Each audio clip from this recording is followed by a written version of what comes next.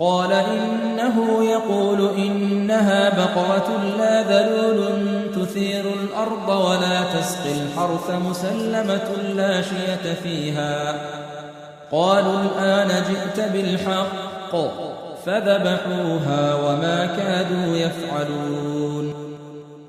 وإذ قتلتم نفسا فادارأتم فيها والله مخرج ما كنتم تكتمون اور جب مار ڈالا تھا تم نے ایک شخص کو